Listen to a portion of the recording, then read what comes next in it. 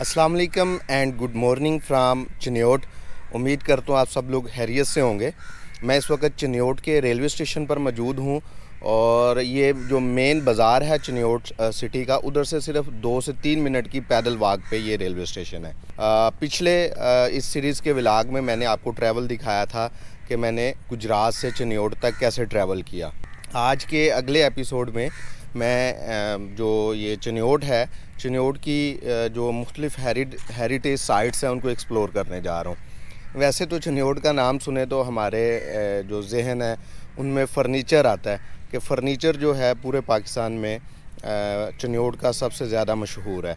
वो भी इंशाल्लाह इस सीरीज़ में मैं आपको दिखाऊंगा। फ़र्नीचर मार्केट भी विज़िट करेंगे, लेकिन आज का जो व्लॉग है उसमें मैं आपको दिखाने वाला हूँ यहाँ का जो उमर हयात महल है। वो उमर हयात महल क्या है, उसकी कहानी क्या है, वो तो वहीं पे जाके मैं आपको बताऊँगा।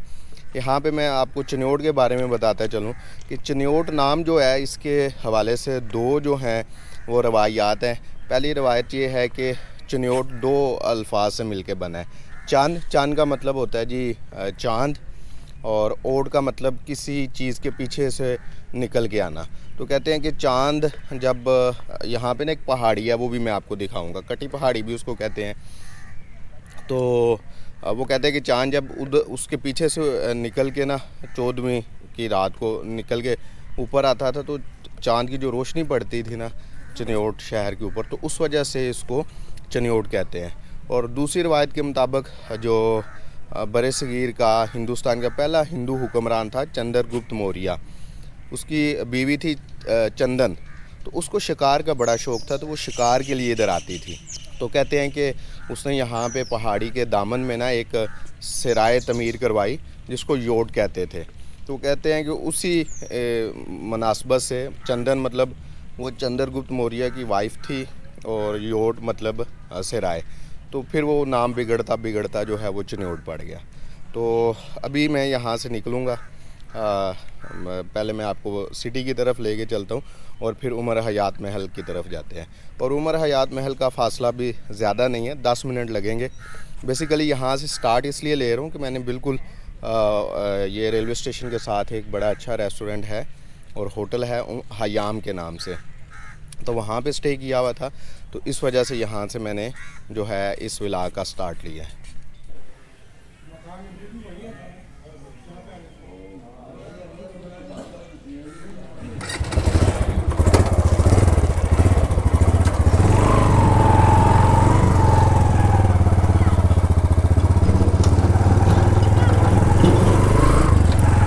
चलें जी, निकलते हैं रेलवे स्टेशन से और चलते हैं उमर हयात महल की तरफ। यहाँ से सिर्फ उमर हयात महल सिर्फ 2 किलोमीटर के फासले पर है। और ये सामने जी मेन बाज़ार है। मैंने आपको पहले भी बताया कि आपको हार्डली 2 मिनट लगेंगे अगर आप वॉक भी करके आते हैं। रात को मैं आया हुआ था रेलवे स्टेशन पे 10-11 बजे,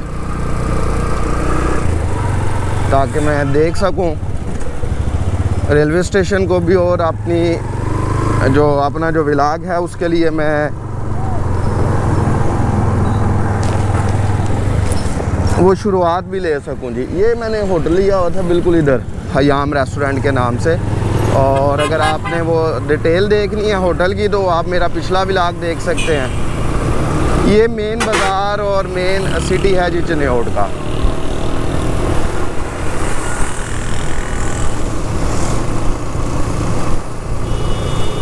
चिन्योट जो है ये, अगर इसकी इंतज़ामी अमूर की बात करूं तो ये 3 तहसीलों पर मुश्तमिल है। और जितने इसके टूरिस्ट पॉइंट है ना, वो सारे के सारे चिन्योट तहसील के अंदर हैं और चिन्योट सिटी के अंदर ही हैं। इंशाल्लाह आने वाले 2-3 व्लॉग्स में आप ये सारे जितने टूरिस्ट पॉइंट हैं हिस्टोरिकली हवाले से, इन सब के बारे में आपको इंशाल्लाह मालूमात भी मिलेंगी, वो मैं जगह भी दिखाऊँगा।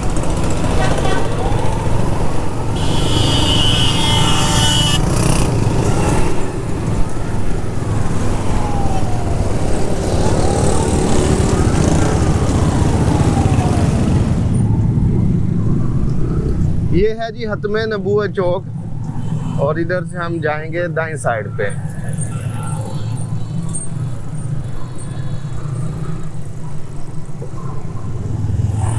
जी फर्नीचर मार्केट, उमर हयात महल और शाही मस्जिद तीनों जगह इस साइड पे हैं। एक ही मतलब रोड पे आती हैं। तो मतलब अगर आप आ रहे हैं तो आपके लिए ये आसानी है कि आप तीनों जगह एक ही मार्केट में एक ही रोड पे देख सकेंगे। शाही मस्जिद इंशाल्लाह मैं आपको अगले व्लॉग में दिखाऊंगा। इस व्लॉग में हम एक तो वो महल को करेंगे एक्सप्लोर इंशाल्लाह, और जो चिन्योट का एक किला था उसकी थोड़ी सी बाकियात है, उस किले को देखेंगे। जो चंद दीवारें बची हुई हैं, हमारे जितने मुल्क के अंदर किले हैं उनकी बाज़ की तो कुछ भी नहीं बचा, और बाज़ की चंद दीवारें, चंद ईंटें या चंद बुनियादें बची होती हैं। तो रिश्ती किला है चिन्योट का, उसको भी थोड़ा सा देखेंगे, उसकी हिस्ट्री को देखेंगे।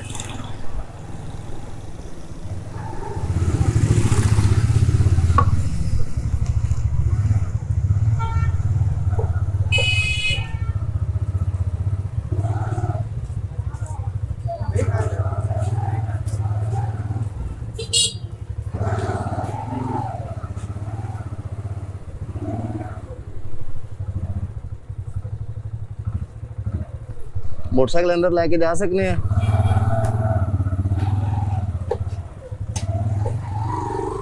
लें जी, हम आ गए हैं जी अपनी मंजिल पर।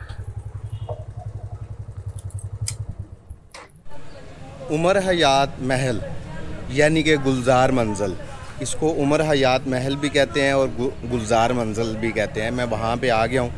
मेरे पीछे आपको महल की जो है वो इमारत नज़र आ रही है।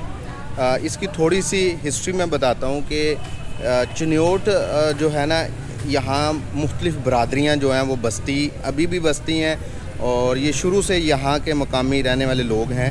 उनमें से एक बरादरी है शेहों की बरादरी। तो उनमें से एक बंदा था जिसका नाम था उमर हयात, और तकसीम हिंद से पहले यहाँ के जो शेख थे ये कारोबार करते थे जाके कलकत्ते में।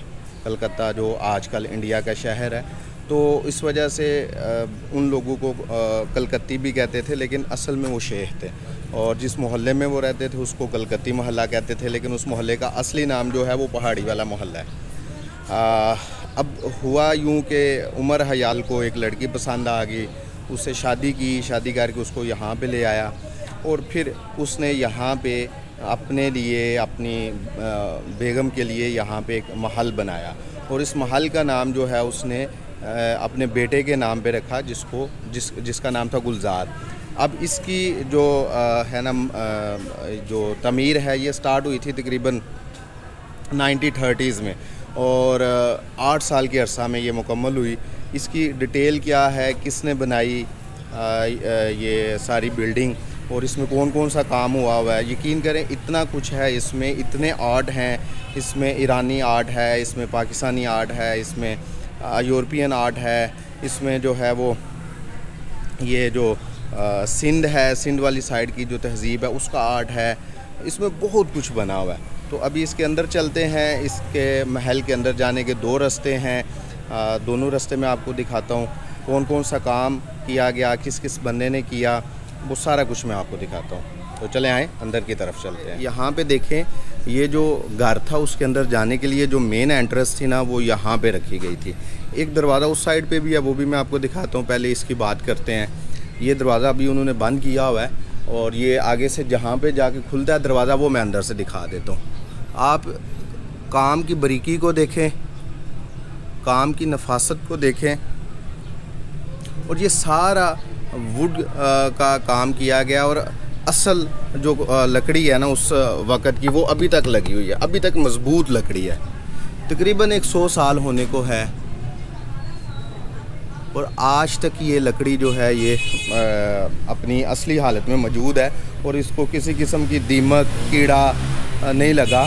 और ये बारिशों में, आंधियों में, तूफ़ानों में, और जो बाकी भी मामलात हैं, धूल मिट्टी है, उसका ये लकड़ी और ये इमारत अभी तक मुकाबला कर रही है जी। 5 मंजिला ये इमारत थी, जिसमें से 3 मंजिलें बची हुई हैं, 2 मंजिलें जो हैं इसकी ख़त्म हो चुकी हैं। ये है जी इसकी मेन जो इसका काम है। ये देखें सबसे बड़ा झरोका, और कितना मज़े का काम हुआ है यहाँ पे।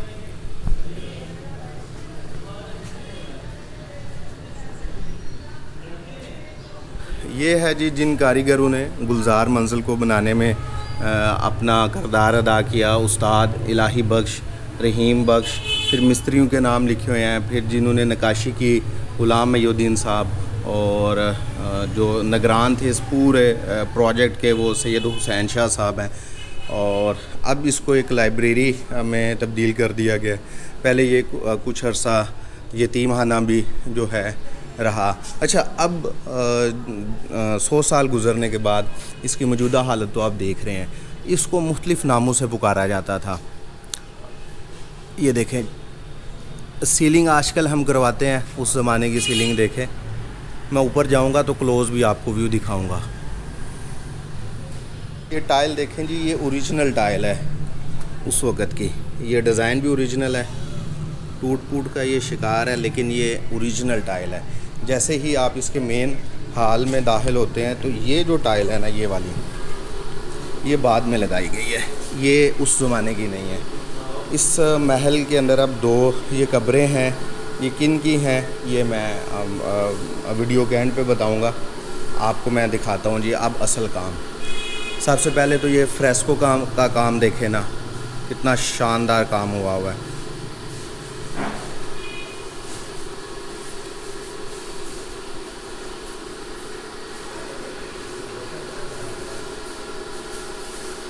अच्छा जी, मैं आपको उमर हयात साहब जो थे, उनका जो अपना कमरा था, बेडरूम था, वहाँ पे लेके आया हूँ अभी।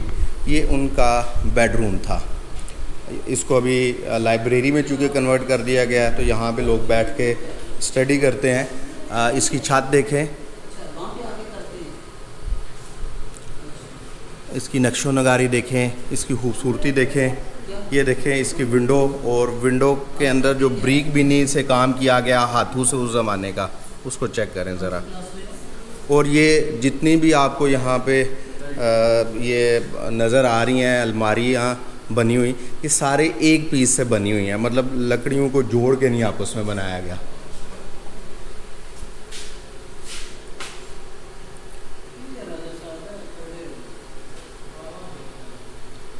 इसी कमरे के साथ एक ड्राइंग रूम है, और ये ड्राइंग ठीक है। अभी यहाँ पे कुछ लेडीज़ बैठी हुई हैं, तो हम मैं आपको बाद में विज़िट करवा देता हूँ। अभी मैं दूसरे रूम में लेके चलता हूँ आपको। ये देखें जी, यहाँ पे मैं आपको एक चीज़ दिखाता हूँ। ये गुलजार मंजिल की असल जो लुक थी ना 5 मंजिला, वो ये थी। अब ऊपर वाली 2 मंजिलें तो माची बरादरी ने जो है वो ख़त्म कर दी हुई हैं। उसकी वजह ये थी कि तकसीम हिंद के बाद यहाँ पे जो है वो महाजरीन या यहाँ के मकामी लोग आ गए, और उन्होंने इसके ऊपर जो है कब्ज़ा कर लिया। वो बाद में 1990 में जब डिप्टी कमिश्नर जंग जो थे वो आए, और उन्होंने इस महल को दोबारा से रेनोवेट किया और इसकी देखभाल की।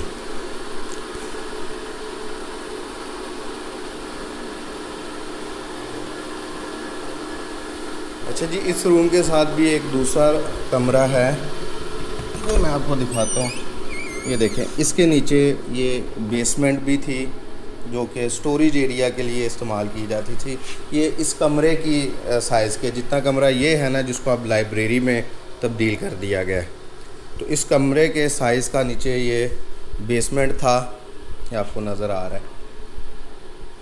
और एक बात है कि तमाम कमरे जो हैं ना वो आपस में कनेक्टेड हैं। अब उस कमरे का दरवाज़ा ये देखें, ये खुल रहा है इस कमरे में, इस कमरे का दरवाज़ा ये खुल रहा है। इसी तरह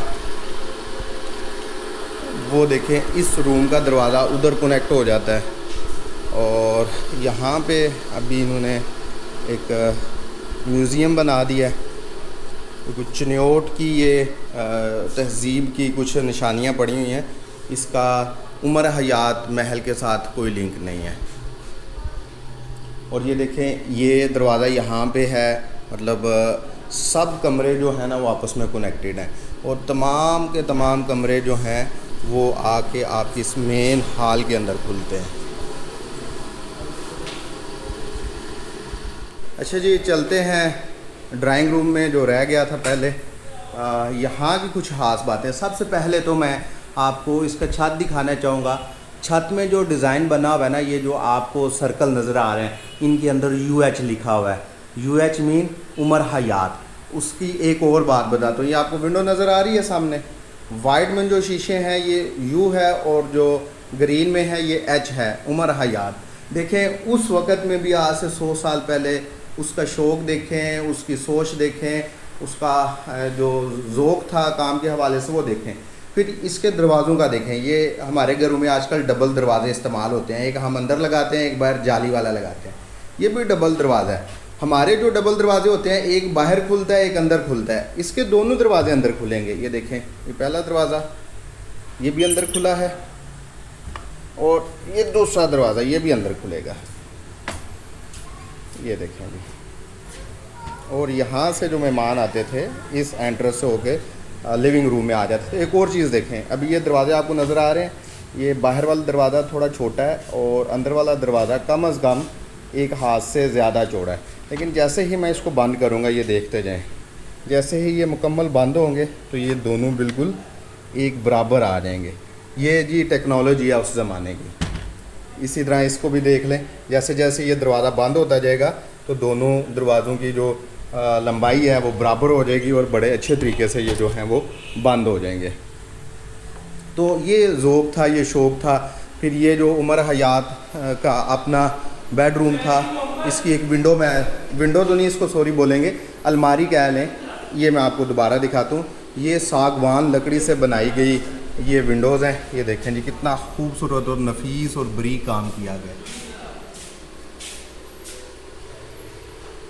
अच्छा जी, चलें इस महल की दूसरी मंजिल पे चलते हैं। जो बाहर से मैंने आपको घर में आने वाला दरवाज़ा दिखाया था ना, वो इधर आके खुलता है। अच्छा जी, ये सीढ़ियाँ हैं, इन सीढ़ियों का कमाल देखें जी।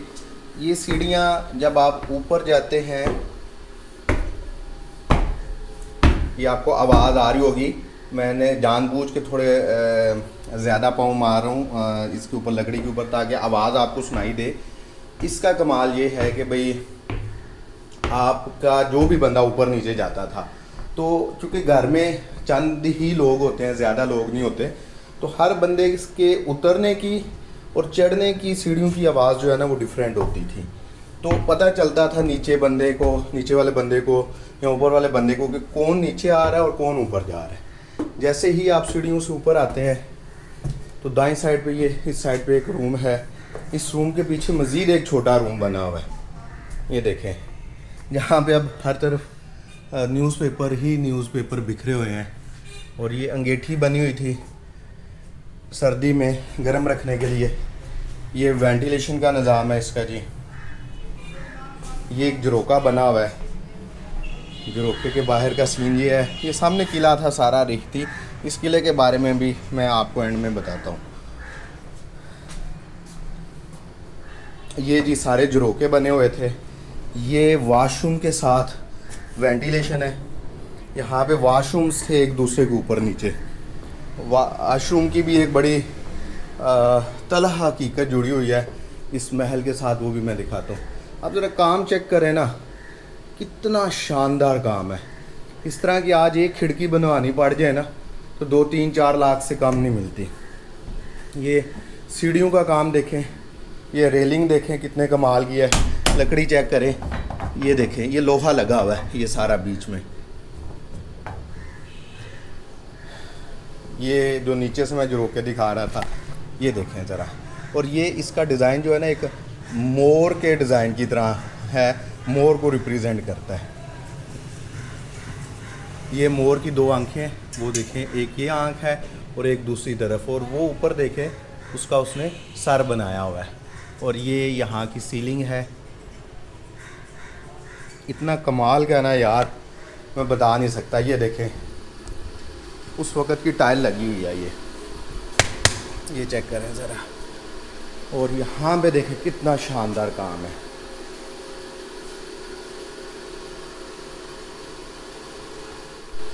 ये एक दरवाज़े को मैं डिटेल से दिखाता हूँ। ये दरवाज़े का आप डिज़ाइन देख रहे हैं। अभी जो रिसेंटली इंडिया में एक मूवी बनी है हीरा मंडी के नाम से, तो उस हीरा मंडी मूवी बनाने के लिए जो सेटअप तैयार करवाया गया था, उस सेटअप में जो दरवाज़े आपको दिखाए गए हैं वो सारी इसकी नकल है। आप बेशक उठा के देख लें, ये बिल्कुल सेम इस दरवाज़े को कॉपी किया गया है और उस सेटअप के अंदर लगाया गया है। और ये देखें तमाम अतराफ़ के जो कमरे हैं उनके दरवाज़े यहाँ पे सामने खुलते हैं। और ये जी नीचे वाली मंजिल है जहाँ से मैं ऊपर आया हूँ।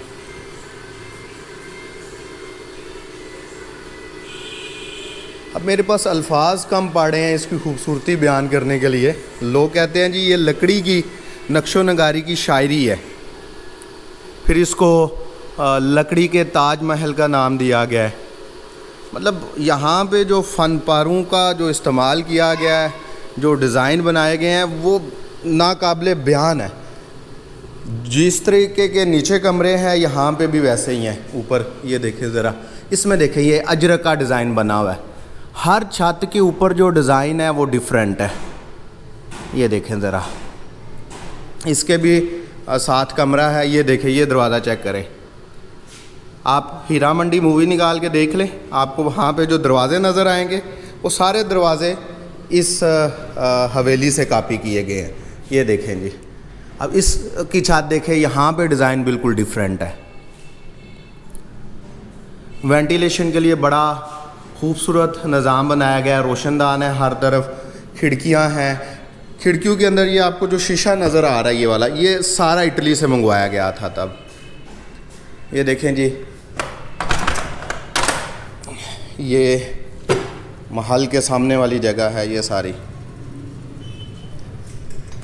इसकी रेनोवेशन का काम मज़ीद जारी है। मुझे ज़हीर भाई जो यहाँ पे ड्यूटी करते हैं वो बता रहे थे कि 15 करोड़ पे मंजूर हुए हैं सिर्फ एक साइड की जो बल्कनी है उसको रेनोवेट करने के लिए। ये देखिए, ये दरवाज़े को चेक करें।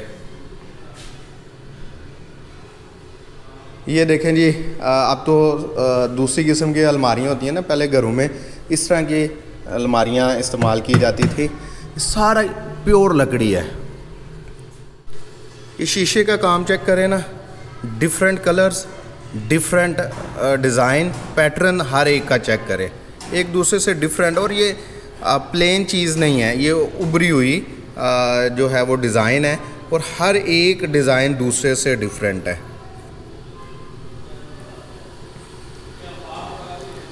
यहाँ पे आके सही वो शाही वाइब्स आती हैं। अच्छा जी, इस महल का अंजाम, इस महल के रहने वाले लोगों का अंजाम ये हुआ कि जब ये महल कंप्लीट हो गया 1930 में, 1922 में स्टार्ट हुआ था, 8 सालों में ये बना। तो हुआ कुछ यूँ कि 3-4 साल उमर हयात अपनी फैमिली के साथ इधर रहे। फिर 1935 में उनकी डेथ हो गई। उनकी वाइफ जो है उसको बड़ा सदमा हुआ और वो परेशान रहने लगी, उदास रहने लगी। फिर उसने अपने बेटी की शादी का फ़ैसला किया और उसके बेटे की शादी जो है ना वो चनियोट की तारीख की बड़ी डिफरेंट शादी थी। उसने यहाँ पे ढोल बजाए और उसने कहा जी जिस जिस बंदे को ढोल की आवाज़ आए वो अपने आप को इस शादी में जो है मधु समझे। इसी तरह जिसके नाक के नथनों में पकवान की खुशबू पहुँचे वो भी शादी में मधु समझे। इसी तरह उन्होंने आग जलाई और कहा कि जी जिधर जिधर धुआं पहुँचे वो सब लोग जो हैं वो शादी में आ सकते हैं। शादी होगी बड़ी धूमधाम से। शादी के वेरी नेक्स्ट डे गुलजार जो बेटा था वो उठ के तो नहाने गया, गुस्ल के लिए गया। नीचे गुस्लखाना है वो भी मैं आपको दिखाता हूँ।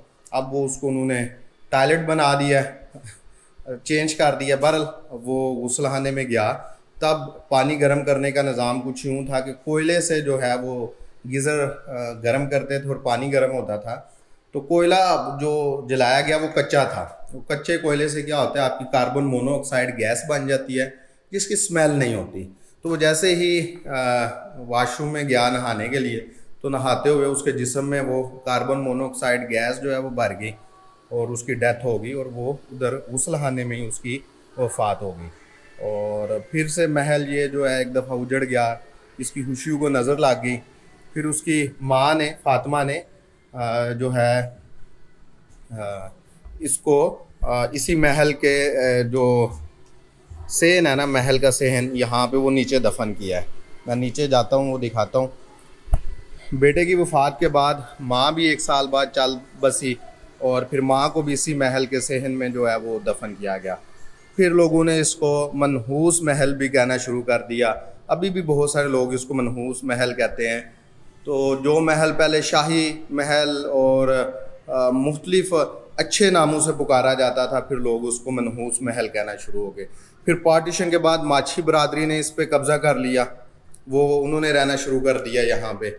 और ऊपर वाली जो 2 मंजिलें हैं वो उन्होंने तबाह कर दी। वो भी मैं ऊपर जाता हूँ, आपको दिखाता हूँ। और फिर 1990 में इसको रेनोवेट किया गया। अब इसको लाइब्रेरी की शक्ल दे दी है ताकि यहाँ पे लोग आते जाते रहे और ये महल जो है वो हंसता बसता रहे, लोग आते रहें, लोग देखते रहें काम को। मैंने आपको भी दिखाने की कोशिश की है और अभी कर रहा हूँ मज़ीद। मैं अच्छा वीडियोग्राफ़र तो नहीं हूँ, लेकिन जिस हद तक मुमकिन होता है मैं आपको चीज़ें जो हैं वो डिटेल में दिखाने की कोशिश करता हूँ। यहाँ पे जो ऊपर देखें आप, मुझे बताना है आपने ये कौन से वाला आर्ट है, सीढ़ियों का, ये स्टेयर्स का जो आर्ट है ये कौन से वाला है। और ये देखें घर की जो एंट्रेंस थी उसके ऊपर ये एक झरोका बनाया गया है देखने के लिए। और सीढ़ियों के नीचे यहाँ पे ये वो गुस्लखाना था जिसके अंदर गुलजार की जो है वो डेथ हुई थी। और फिर उसको यहाँ पे लान में, सेहन में जो है वो दफन किया गया था। ये है जी गुलजार की कब्र। और ये 1 साल बाद उसकी जब वालदा फातिमा फोत हुई तो उसको भी यहीं पे दफन किया गया था।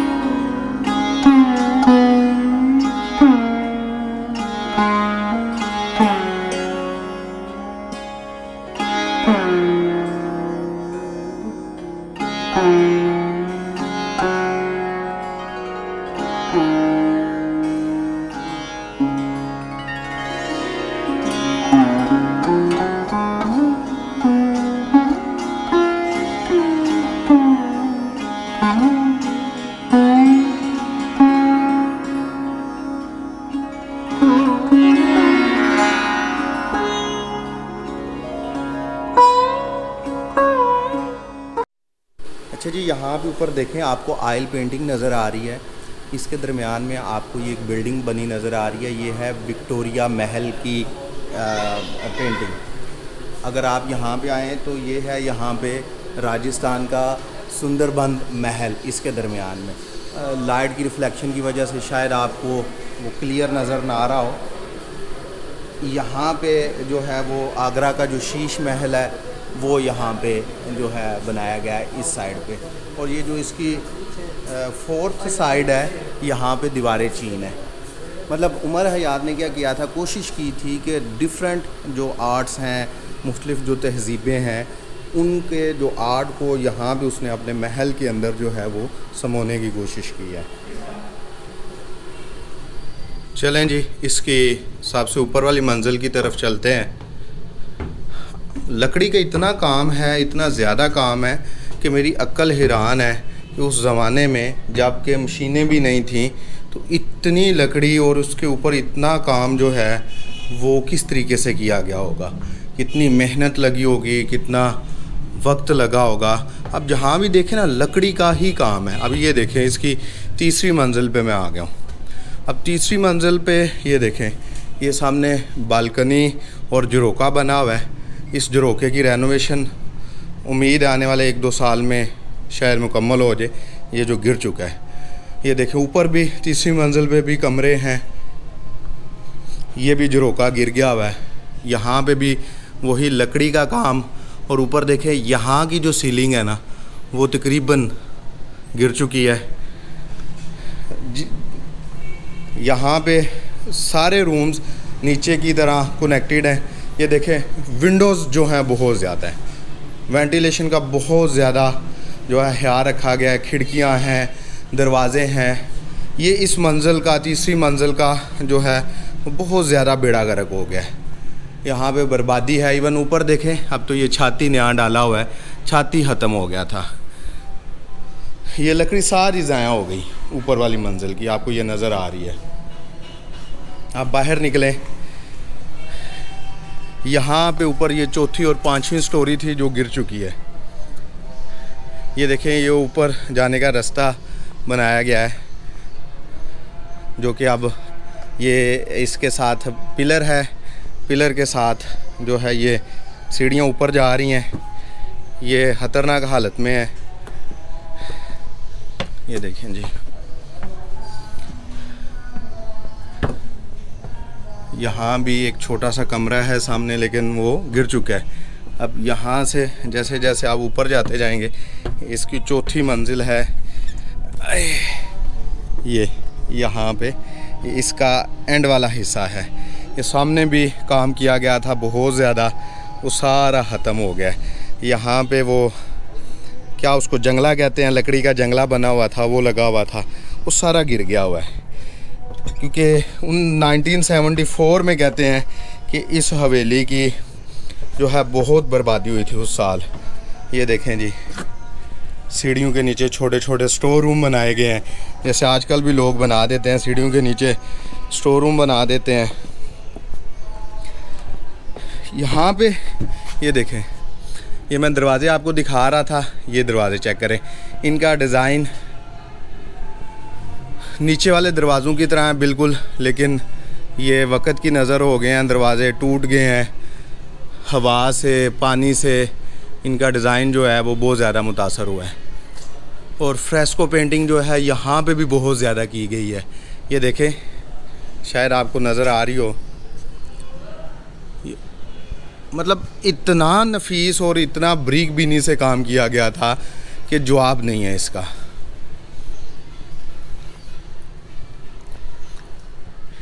ये चेक करें ज़रा, ये ऊपर वेंटिलेशन के लिए रोशनदान, नीचे दरवाज़ा और पीछे कमरा था।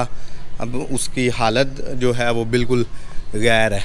यहाँ पे ये डिज़ाइन देखें ज़रा, चेक करें।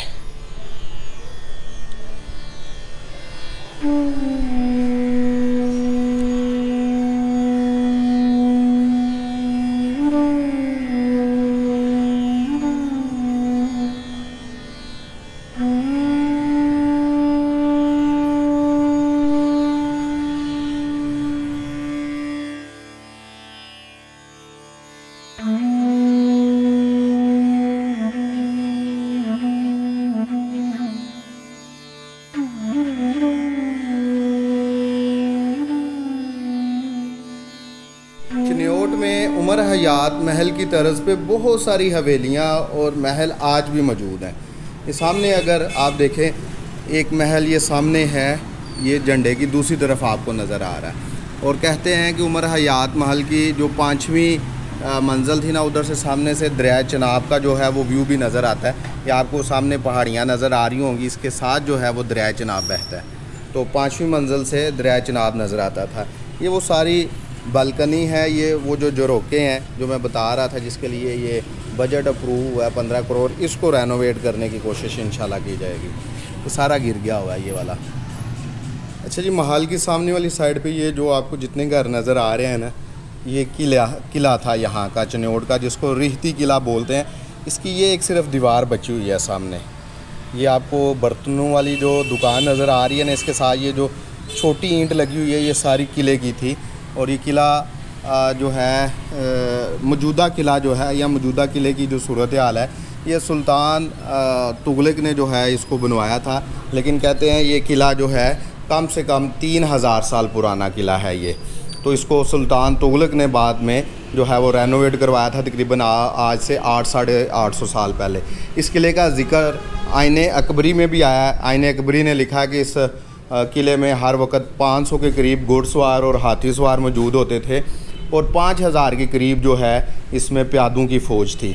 और इसके अलावा वो कहते हैं कि इस किले के 2 दरवाज़े थे, लेकिन चूँकि बाकी बहुत सारी हेरिटेज की तरह इस किले पे भी लोग आके किले में आबाद हो गए, फिर ऐसा ऐसा उन्होंने वो पुरानी चीज़ों को गिरा के तो नए घर बना लिए। मैं उम्मीद करूँगा उम्मीद इस बात की करूँगा कि आपको ये मेरा व्लॉग पसंद आया होगा।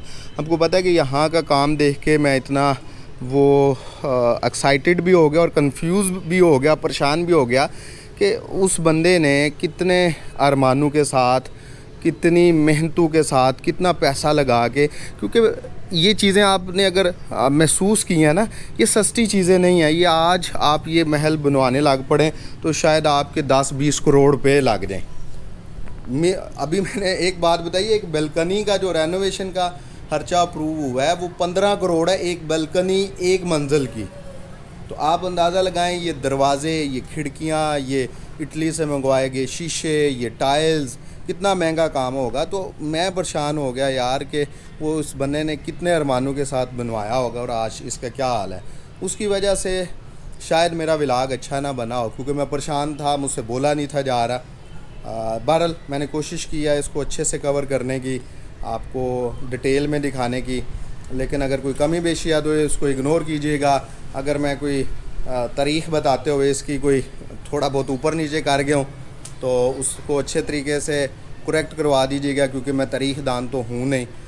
मुझे जो दस्तयाब मालूमात होती हैं बुक से या किसी जगह से मैं पढ़ता हूँ तो वही मैं आपके साथ शेयर करता हूँ। तो इंशाल्लाह आपको से चिन्योट के अगले व्लॉग में मुलाकात होगी। तब तक के लिए मुझे इजाज़त दीजिएगा। अल्लाह हाफिज़।